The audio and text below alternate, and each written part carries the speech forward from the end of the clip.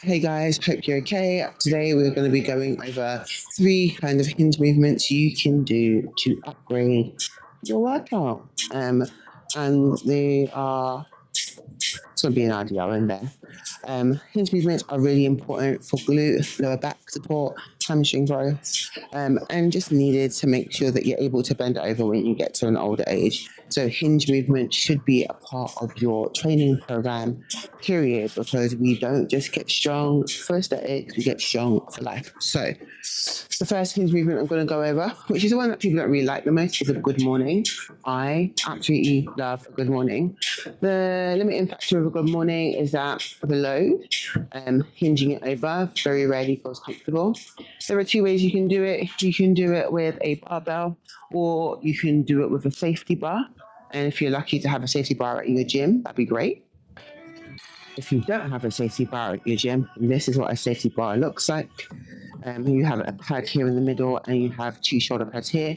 It's a way of making like a front squat feel very more quad or back quad dominant, because you're able to have that support of the bar on your shoulders when you're doing a good morning. So it's a hinge movement.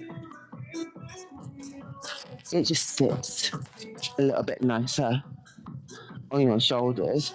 So when you go into a good morning, it's a little bit easier to hinge over whilst you're doing the movement. I don't know what's falling off. So, but we're not going to be using this today because not all gyms have it, and I want to produce content that is for everybody and for people to be able to use it if they haven't got the equipment at the gym. So we're going to use a naked bar. We're not going to have any foam on it because obviously it's going to feel a little bit different when you have the foam on top. Up to you if you want to wear trainers or if you want to be in socks. I'm going to demonstrate in trainers, but if you know me, I'm normally in my 5-finger toe shoes, which keeps me a little bit more grounded, which I prefer. So we're going to come in, we're going to take the bar. Make sure the bar is nice and straight. We're going to take the bar over the shoulders. So when we are doing this movement, I'm just going to show you the bar placement. The bar is going to sit not on the neck, it's sitting a little bit lower, more on the rear delt. We do not want any pressure up here on the cervical spine. We want to make sure that this bar is really low down on the shoulder and kind of sitting where you would find the rear delt. Okay, so we're taking the bar here, you take the bar out, take 2 steps back out of the bar. And what you're going to do, you're going to make sure your knees are nice and soft, and then you're going to hinge back and behind you. And squeeze.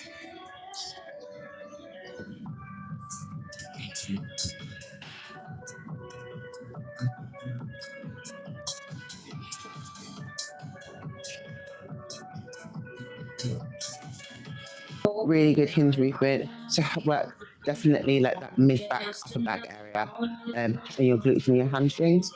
Again, like I said, limiting factor will be the amount of load that you're going to put in. The second hinge movement that we're going to go into is going to be a single leg RDL. And we're going to do it in the landmine position. So if you've worked with me and trained with me, you'll know how much I love the landmine. And what this is, it makes it feel more like a wheelbarrow-based movement whilst you're doing it. So when you hinge, it's a little bit easier. So we're going to go into a single leg movement. So same leg, same arm. A single leg RDL into the landmine position. As you can see, the landmine just gives you this option to be single armed without holding a dumbbell. But also it gives you that stability that when you push into the bar, that you know that you're going to be stable and it's not going to fly everywhere. But you can kind of lose that stability when you are using a dumbbell or a barbell on its own. So this is definitely good for people who are not confident. So we're going to do the same arm, same leg. But if you kind of want to work your oblique sling, you will do opposite hand, opposite leg. So basically you're working like the QL, which is the quantitative forearm of the back. But for now, for most people, it's easier just to have the bar and the hand on the same side. So we're going to take the bar here. You want to be in the same position you will do with most RDLs, where your shoelace and your foot is still underneath the bar. This leg's going back and behind you, depending on how flexible you are, how great your balance are, it's how straight your leg's going to be. If you've got really great balance, you're going to keep your legs super straight. If your balance is a little bit questionable, have a bent knee because it'll be a little bit easier. So we're going to take the bar here, nice soft knee, get yourself into the position. So again, knee nice and soft. We're going to take the leg back and behind you, and we're going to hinge back. And as you can see, my knee is bent because my balance is correct.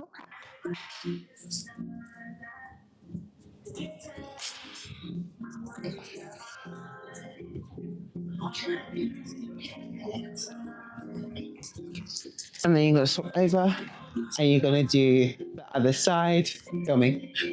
Bar really lean in, same arm, same leg, hinging back and behind you.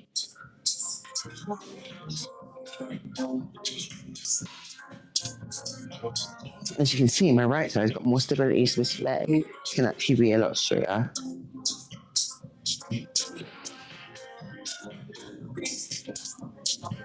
Final one is going to be a standard RDL. So we're going to go toes underneath the bar. We're going to take the bar off the surface. Feet shoulder width apart. Nice soft knees. Hip hinged. Back and behind you, feeling that back nice and flat.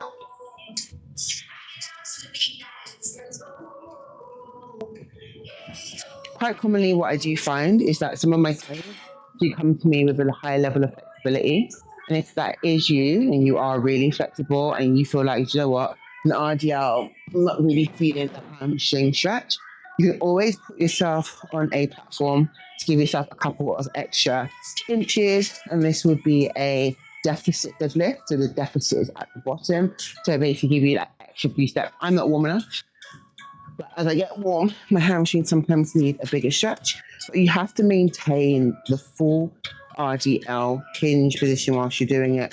You shouldn't be kind of overstretching into the upper back, lower back torso to reach that depth. It should all be coming through the hamstring flexibility and hamstring lengthening. So again, knees nice and soft, hinging back and behind you, finding that stretch, and then bringing yourself back up.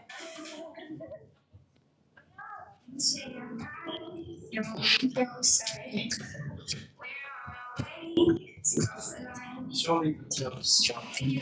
what you're going to be able to do, probably see when I put the plates on, how much closer to the ground I'm going to be. So, put some plates on.